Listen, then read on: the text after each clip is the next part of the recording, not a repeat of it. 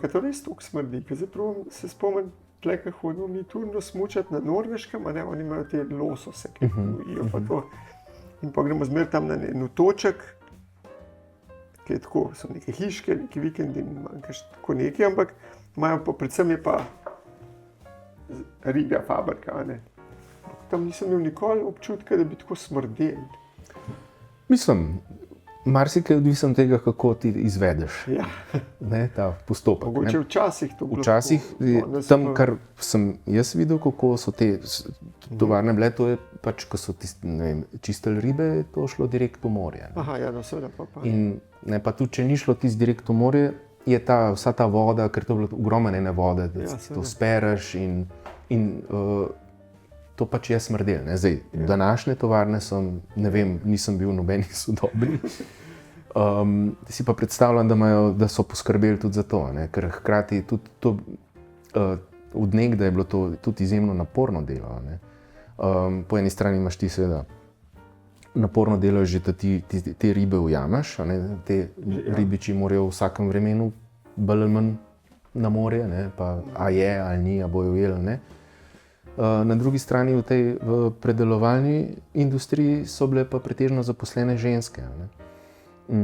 In to spet, najboljša riba je pozimi pa spomladi, kar pomeni, da je to relativno mraz še, ne, in to piha veter, dežuje in te delavke so tam v bistvu v zelo, zelo neugodnih razmerah tiste ribe čistile in Seveda, to je bilo vse na roke, ne. ja, in je bilo veliko poškodb in skratka. Ampak po pričevanjih, ko smo govorili z nekaterimi, je bil pa to tudi čas, ko so živele.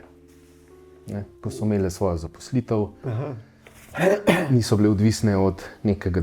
Ne, to je bil en velik, zlasti velika sprememba ravno s tem, tako, ker so ženske dobile redno lastno zaposlitev in zaradi tega v bistvu tudi avtonomijo bistveno drugačno in večjo kot prej.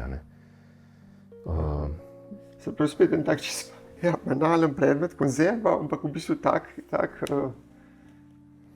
sociološki impakt. In hkrati pa tudi je pa še zdravstveni vidik. Po eni strani v sami proizvodnji teh konzerv in zlasti to seveda tam v 19. stoletju, ko so to varili, te konzerve. Ja? Je bilo... Kaj so jih varili? Ja, lotali, no. A veš, da so zaprli, ne. Zdaj se to lota, ne? Ne, zdaj se za tiste pa. Ja. In tam je bilo ogromno enih teh hlapov, raznih strupenih in je bilo iz tega naslova tudi veliko bolezni. Tako da to ni, mislim, to bilo dejansko zoprno in težko delo. Poleg tega je, ker zaradi vsebnosti svinca, ki so ga uporabljali, je to prehajalo v telo. Kje pa so svince uporabljali? Pri lotanju. A je pri lotanju? Ali ne vem, da nisem nekaj zamišljal. Kaj je že lot tisti? Ne vem točno, kaj za en.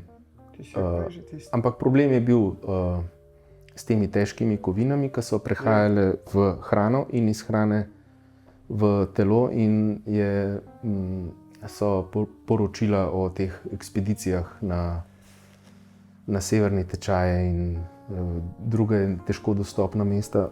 Ki so uporabljali konzerve? Da se jim je zmešalo dejansko od tega za uživanje pretiranega. In pol je dolg časa je bilo to spet. Mislim, tukaj še en zanimiv vidik je, ker je to je bil recimo relativno draga hrana, ne, in je bila pretežno za višje sloje namenjena. To je bila draga hrana? Konzerve, takrat, na začetku. Okay. Preden je to postala resna industrija. Ja. In je bila v bistvu za višje sloje in od vojske so to jedli oficirji. In hkrati se je pa razvijala tudi moda v zvezi s tem, kulinarična in po drugi strani so bili zdravstveni problemi, tako da ne vem, podobno kot s Paradajzom. V mojem življenju je Paradajz po mojem že ne 3-krat zamenil status, od da je strupen do tega, da je ful zdrav. A res? Ja. Paradižnik? To se spomnim še oddavno. Zakaj pa bi bil strupen? Ne vem. Mislim, jaz ga jem pa. Ampak ne pridejo, veš, je nekaj take, se začnejo širiti neke zgodbe. Kako je neka hrana dobra, kako je neka hrana slaba, nezdrava, nevarna. Tudi za jajca isto, ne. Jajc se ne sme jesti več, kot ne vem, enega na teden, ampak danes ne bo noben več rekel, da se jajc ne sme jesti. Skratka, tudi tle se je so se lomile in prodajni triki, embalaža, kako da lepo zgleda, do tega, da je nezdravo, da je strupeno in ne vem kaj svašta. Bilo je pa tudi tako, to je pa ena taka dost zgovorna zgodba, nekje iz srede 19. stoletja je neka angleška firma imela podružnico v Romuniji in so pol te konzerve dobili nazaj, pač pripeljali v Anglijo in so jih tam odprli tesno in so videli, da tam niso naredili tako, kot so bili zmenjeni, ampak da je bila neka drobovina zapakirana noter, niti ne tako obdelana, kot bi morala biti. In so jih potem večino zmetali stran, nekaj so jih pa donirali brezdomcem. Tako kot danes. Danes je malo bolj globalno razporejen, kaj se naredi s pretečenimi zdravili, hrano, oblekami in tako naprej. Ja. Grejo. Najprej grejo v zadnje kose, v razprodajo, če pa tam ne, pa vrednih namečejo kar stran. Ja, lih danes sem en dokumentarc videl o Nigeriji in dobesedno gorah oblek, ki pridejo tja kot pomoč tem ubogim ljudem, ampak tega seveda tam noben niti ne more sprocesirati in tega je toliko, da tudi noben tega toliko ne rabi in to ima dobesedno gore, cun in reka vmes te. Mislim, tako grozljivo. Pač smetišče za zahod. Ampak še zmeraj jih jemljajo. Ja. V bistvu zato, da nekdo plača. Pojma nimam, ne vem, kako ta mehanizem poteka, ampak ja, se veš, tudi smeti se izvažajo, ne? Smeti vem, ampak v Daljno Azijo. Da bi pa ti to neskončno imel kot pomoč, če veš, da ne rabiš, pa ti to ne, se pravim, ne vem, kakšen točno je mehanizem, videl sem to posledico. Ja. Mislim, s to Afriko itak, ja. Tako, kot smo prej rekli, po eni strani, mislim, da je edina celina, ki še prebivalstvo narašča. Po drugi strani pa še zmeraj, ne moš reči, rečemo zaostala, ampak tako država je tretjega sveta, čeprav jih je pa par. Mislim, jaz v Afriki sem bil zelo malo, pa ne poznam toliko, ne vem, a ti si kaj potoval? Tudi ne. Ampak moja sestra recimo nek bila, pa ne vem, kje že, v Ugandi ali kje že, ker so menda pa to v nulo. Čist lepe, čistoča, tako bi rekel, po naših zahodnih standardih, razvite dežele. Ne, mislim, a veš, moraš vedeti, ne, na Facebooku je ena stran, ki je Africa is not a country. A veš, to moramo, mislim, mi si ne predstavljamo zares, ne? Ampak Afrika je celina, ne? In to je ogromna celina, to je večja karkoli, ki si en povprečen Evropejc predstavlja, tako da razlike so zagotovo blazne. Ne? Po drugi strani je tudi to bila ena prvih in najbolj koloniziranih prostorov, a ne? In ta zapuščina pač kolonizacije je kljub temu, da so marsikatere od teh držav po drugi svetovni vojni zlasti postale samostojne države, neodvisne in gor in dol, so še vedno ujete v te mehanizme kolonialnega v bistvu. Ne? To, kar se dogaja po Kongu, ne? Kako plejo te redke kovine, ne? Tukaj ta država nima nič vpliva. Mislim, ne, to so te multinacionalke, ki pridejo tja, skopljajo, grejo. Ne. Tako da ni kle nekaj inherentno afriškega v tem, da so pač, da so nerazviti. Ne. Razumem, ja. Ampak zdaj, Kongo. A ni tako, da zdaj Kitajska si je kar precej roko dala v Afriko, ne?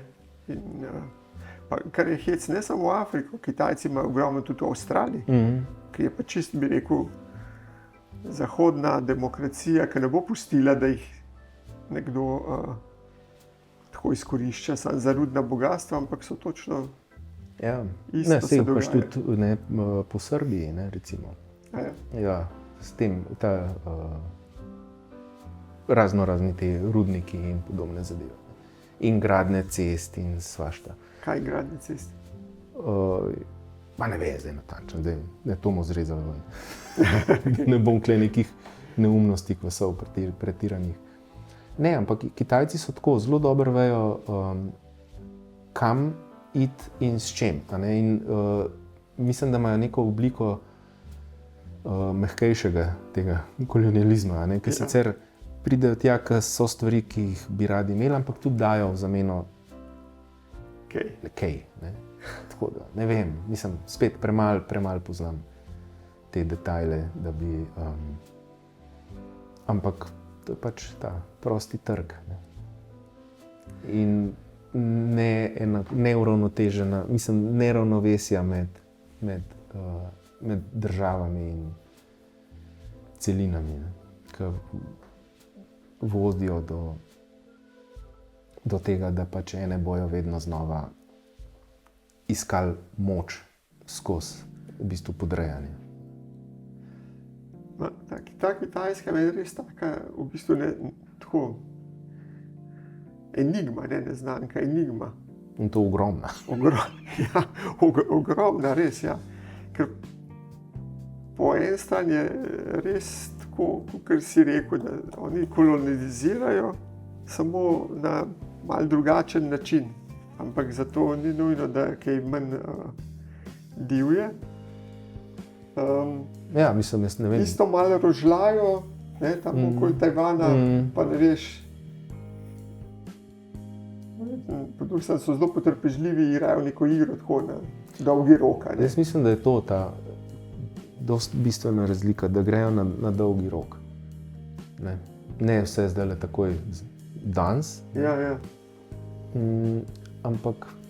Ampak zdaj, ki je pa ta predsednik, je zdaj ta, kaj je Xi Jinping, ki se je ustoličil, pa tudi zaznaš malo te tendence, da bi pa vseeno za časa svojega mandata, ne da bo pač šlo toliko na dolgi rok, da bojo še 3 za njim prišli, ampak za svojega mandata neke stvari naredil, kar pa ni v redu. Ne. Mislim, ni v redu. Malo neugodne posledice ima to lahko. Ja, mislim, imperializem ima vedno neugodne posledice.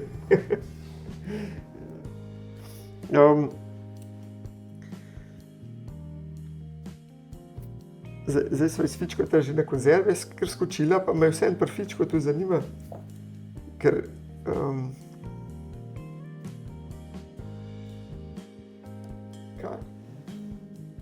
ti, ki take stvari raziskuješ, kaj bi ti rekel, da je,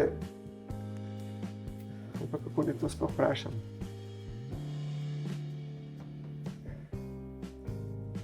recimo ti voziš Subaruja. In se mi zdi, na nek način poistovetiš s to znamko, ali si ga kar tako zbral, si šel tam, prebral tehnične podatke, pa si rekel, Subaruja bom vzel. Pa ne, mislim... Ti je malo bližje ta znamka, kot kakšna druga. Ja, mi je. Hotel sem to vprašati, ne zdaj tebe zaradi Subaruja samega, ampak kaj je to na avtomobilih, pa na avtomobilskih znamkah, pa tipih, da se različni ljudje tako nekako ponotranimo, povežemo. Kaj bi ti rekel? Ker, mislim, ti si veliko bolj kvalificiran za to, jaz se to včasih sprašujem, ker vidim kakšnega BMW-jaša čez 2 parkinga parkirana. Ampak kaj je to? Ne vem. Zakaj glih avto? Mislim, se ti pravim, avto je, ne, a veš, to mislim, postal na nek način to osnovno orodje mobilnosti, a ne? V drugi polovici 20. stoletja množično. In jasno, skozi to se, a veš, tudi avti niso vsi glih, ne? Niso vsi enak narejeni, nimajo vsi enakih zmogljivosti, niso vsi enak dizajnirani, niso vsi enako kvalitetno narejeni, so kle razlike. Ne? In mislim, da kle v to neko polje razlik med različnimi avti se upiše noter hiter tudi nek status. Ne? In veš, te velike znamke, ne? Prestižne, neki, ne vem, Mercedesi in tako. Ne? Te so pač redki in že bili v nekem trenutku. Ne? In nekdo, če je hotel imeti Mercedesa, je pač bil to drag avto. Ne? In tukaj takoj pride že tudi do razrednega pozicioniranja. Ne? Na drugi strani Fičo je bil v bistvu že hmal potem, ko so jih začeli v Jugoslaviji proizvajati, je bil tarča posmeha. Ne? Je bil res tarča posmeha. Jugo je bil tarča posmeha. Mislim, tudi Fičo. Takoj, ko so prišli večji modeli, ne vem, 101 je bila relativno spodoben avto. Ja. In v primerjavi s 101 že Fičo, če je manjši, manj zmogljiv, vse to. Ne? Hkrati so se v tistem času, konec 60-ih, skozi 70-ta, pa zlasti in naprej, začeli veliko bolj množično uvažati tudi tuji avtomobili. Tako da, in jasno, skozi popkulturo, recimo Volkswagenov ta kombi, ne, ta mikrobus, ne, to je postal skozi to hipi sceno, ne, hrošč, ljubko, ne, spaček. Ne, par je teh avtomobilov, ki so skozi to svoje popkulturno življenje v bistvu postali nekako referenčni ali za neko obdobje, ali za neko gibanje, ali ne vem kaj. Ne. Ali pa ne vem, konec koncev Mercedesi kot prestižni neki avti, a veš, in zasedajo nekaj različna ta mesta in pojma nimam, zakaj, odkje pride afiniteta, ne, do avta. Jaz ne vem zakaj, recimo sem mi Subaru kul, ampak mi je pač... Ampak ti je kul, ne? Mi je kul, dizajn mi je okej, narejen je tako, da tudi enkrat sem se nekaj pačil po cesti in sem z dvema desnima kolesoma prebil robnik in sem pol mislil, da sem naredil veliko sranje, ne, in sem šel na to optiko in jim rekel, zakaj pa si tle, ne? In pač vzdržljiv avto je, ne? In se ga da tudi voziti v nedogled, ne? Tako da, ne vem, pa še japonski. A ja, no, ker drugače tebi jaz tako tudi kakšnega Saba pripisal hiter. Sabi so mi bili všeč, ampak tisti, ta stari, še ko so bili avioni. Te buhtlasti. Ja. Tacga bi, s takim bi se lahko pelil. Ampak to dejansko prav opažam, da je to s temi avtomobili. No, dobro, zdaj, če ti kdo, če je čez dva parkinga ali pa ti žmrke, to skozi jih rbemva, ne. To ni, da ni. Skoraj da moram zgrešiti. Ampak tako zdaj, ko sem bolj pozoren, opažam, samo jaz preden se s kom menim, grem zmeraj, se dobim z njim, pa da se dobimo na parceli. In tako statistično, nadpovprečno ljudi, ki me pokličejo, pa ne vejo, ne zame, pa jaz ne za njih, ne, ima recimo Volvo. Tako prav interesantno. Pa sem tam predolci, pa Volvo, pa zdaj sem bil v Halozah, pa Volvo, pa tam, ki gremo na Jezercih, pa Volvo. Mislim, tako očitno. No in potem je prišlo na misel to, da se pravi neka skupina, ki nekako tako vidi kot jaz, pa razmišlja kot jaz, pa ima se odloči za tako lokacijo, ki bi tudi meni sedla in zato tudi mene zazna kot potencialnega arhitekta, me pokliče In očitno to isto skupino tudi neka znamka in v tem primeru pač to Volvo. Tako da mi je zdaj že prav smešno, se pripeljem v halo za Bogu in za nogu. Evo, in vidim tam že parkiran, ker sta že pred mano prišla naročnika. Evo, top. Ja, ne, mislim, do neke mere verjetno to funkcionira. Pač, neke tip avta ali znamka ima neko to simbolno svojo prtljago, da tako rečem, in nekoga ta prtljaga nagovori. Zdaj, zanimivo, v Ameriki za voznike Subaru velja, da so homoseksualni akademiki. Tako da. In se lepijo dejansko neki stereotipi. Ne? Ampak jaz ne vem, ali pa nisem se dosti poglabljal, ali je še kakšen drug tak predmet, da se tako nalep na nekoga, kakor avto. Po mojem, ne vem če. Mislim, avto je zelo specifičen v tem smislu, kako se v bistvu, po eni strani je, a veš, se to tudi vidiš, ko se usedeš v en avto ali pa v drug, kako si recimo svojega navajen. In dejansko se percepcija telesa se razširi na meje avtomobila in tudi veš, a boš zadev rob ali ne.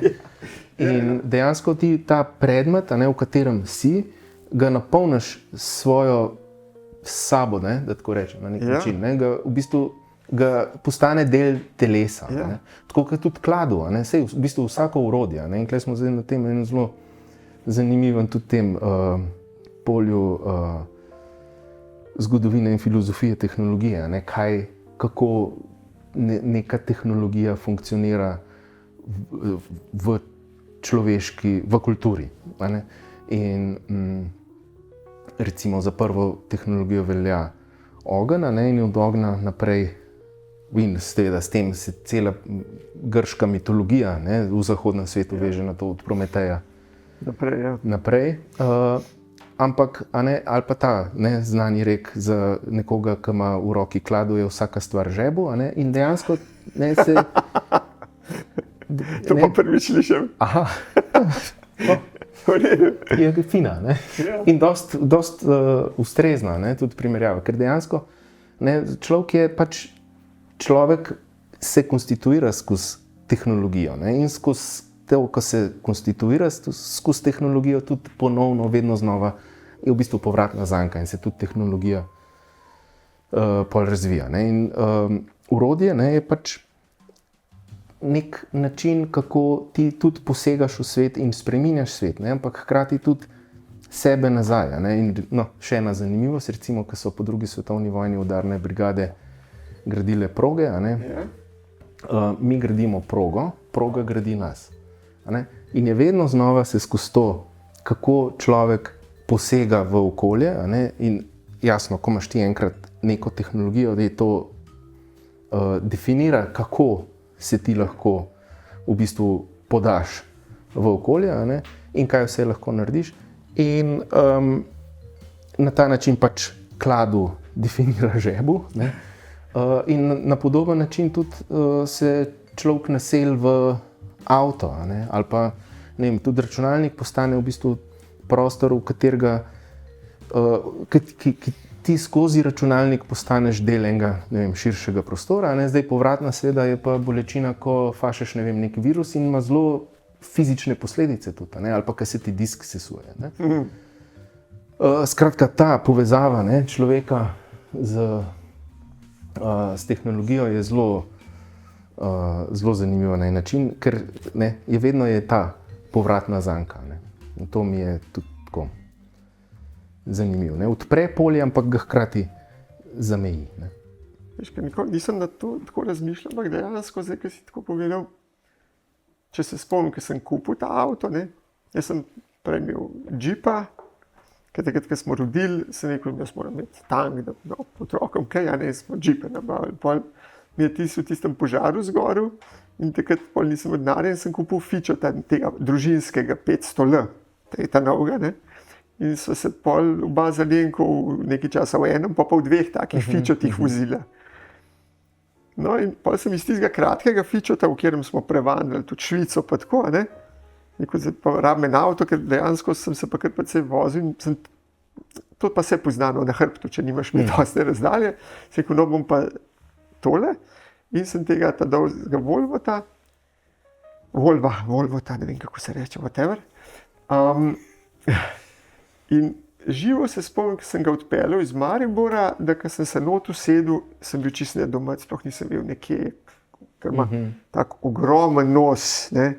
Res, tako kot Flying Tigers, oni avioni, ki so tam Čankajšku pomagali med vojno, tako res ima dolg nos, pol si ti, pol zadaj ga je še neskončno in tako in ko sem prvič pol takoj moral na pumpo zapeljati, sem ga komaj še vozil, po drugi strani pa zdaj, ne, po 300,000 ali ne 200,000 kilometrih, ne, pa res vem, jaz grem besedno na centimeter v garažo ali pa tam zadaj čist v nulo, kako res ti postaneš, ja, tako kot si rekel, to polje percepcije se ti razširi, ne. In se če tako mislim, jaz sem včasih letel in zelo podoben fenomen je tudi z avionom, ne. A veš, te čist nenaravno štrlijo ven tista krila, pa rep je nekje zadaj, pa ti si čist spredaj, pa to. Ampak pol, ko si enkrat vedel, kako je to čist drugače. Zanj sem imel krasno Tako podaljšek telesa, ne, na nek način. Krasno shemo videl, ta B-17 med vojni, ne vem, takole, pa krila, pa motor, propelerji, pa krilo, pa motor, pa propeler, pa trup, pa ne vem kaj še, pa še tole pa zadaj, ne. Ne vem zdaj, ali F-15 ali F-16, ki ga imamo pa danes za lovski avion, ne, takrat, ki je bil tale aktualen, so bili lovski pač, ne vem, tokle dolgih. Ja. F-15 ali F-16 je praktično danes isto dolg skoraj kot ta. Ja. In zdaj si pa ti predstavljaj, to bombnik je imel 6 ljudi not ali koliko, zdaj pa tle nekdo sam na začetku in zadaj mu 30 metrov nečesa, ampak on isto postane eno z mašino, ne. To je, ja. Mislim, z avioni je tega manj, ker pač manj ljudi leti, ampak dejansko je pa isti efekt. No, ja, to mi je fascinantno, kako se prav avto se mi zdi ena taka stvar, ne vem, meni pa, enkrat sem šel v službeno Ameriko in sem pol tam, mislim, da sem kar tako nekaj na spletu rezerviral in sem dobil en American Muscle, po moje, ne vem, neko žval mu narisano, pa tako res mašina 6000 kubikov, po moje. Čeprav tam ni izgledal nič posebenega, no. Če bi ga tle pripeljal, bi bil nekaj posebenega, tam pa sem se parkiral, pa je gospodinja iz tazga kamiona ven stopila, da je šla po solato, da sem bil še smejhen tam zraven, ne. A na Kubi si ti že bil? Tudi če ne. A na Japonskem si bil zdaj prvič? Aha, no viš, kaj jaz tudi če nisem bil. Ne, ker na Kubi so pa te ladje z krili, ne, to bi bilo pa tudi enkrat zanimivo videti. Ja, sploh Kuba se mi zdi. Dokler je še ne okupirajo Združene države. Ja, no, čeprav sem pa tako poslušal zgodbe, so pa kar reveži. Ja, ne, sej. Ja, ni, mislim, spet ne poznam, ampak ja. Spet tukaj po mojem še enkrat se pokaže ta težava, ker otok lahko veliko lažje usamiš. Ja. In Kuba je, ne vem, 70 let že pod embargom tudi Združenih držav, kar ne vem, komu to zares koristi. Ja, zdaj sploh ne vem, čemu zdaj, zadnjih 50 ali pa 40, to je kar po neki inerciji, ampak se spomnim, kakšen režim pa je še tam. Ja, mislim, ne vem, kako si reče, ne, ampak pač, a veš, Američani imajo to histerično averzijo do vsega, čemu rečejo socializem ali pa komunizem, ne, pač. Po drugi strani ena zanimiva zgodba je iz Kube, to pa je ena moja sodelavka, jo to zgodbo pripeljala sem in tudi razstavo in en film smo gledali, namreč po eksploziji v Černobilu je seveda takrat ogromno otrok bilo tudi izpostavljenih obsevanju. Ne, in je bila Kuba, ne vem, koliko, mislim, blazno število otrok so sprejeli na zdravljenje tja. Ne vem, 10,000, ne vem, noro. In po vsem tem, pod embargom, praktično ne, brez kakršnega koli vzvoda v mednarodni skupnosti, so Kubanci poskrbeli za zdravljenje teh otrok in ene par jih je ostalo tam, večina se jih je pa vrnila nazaj. Skratka, ne, recimo in Kuba je znana recimo tudi po zdravstvenem izjemno dobrem sistemu. In tudi zdaj med covidom, mislim, ne vem, če se ne motim, so 5 ali koliko cepiv razvili. Ampak seveda niso postala tako popularna kot cepiva, ki smo jih mi sofinancirali z davkoplačevalskim denarjem. Ja. Ampak odkje je Kuba? Ja, ker ravno to sem hotel reči, ker smo se zdaj začeli o tem pogovarjati, da je prav po zdravstvu Kuba toliko. Ker za zdravstvo ti le rabiš neki sredstv, pa bi rekel, da jih nima. Ne? Ker eni, ki so tam potovali, so rekli, mi smo morali naprej naročiti, da so oni šli pa na črnem trgu hrano kupili, da so nas vse posel nas v redu postregali, ampak da to je vse črn black market. Ja, nimam pojma, ne vem. Ampak vse je zanimivo, ne? Kako v zelo neugodnih razmerah se najde način, v bistvu, kako poskrbeti za človeka.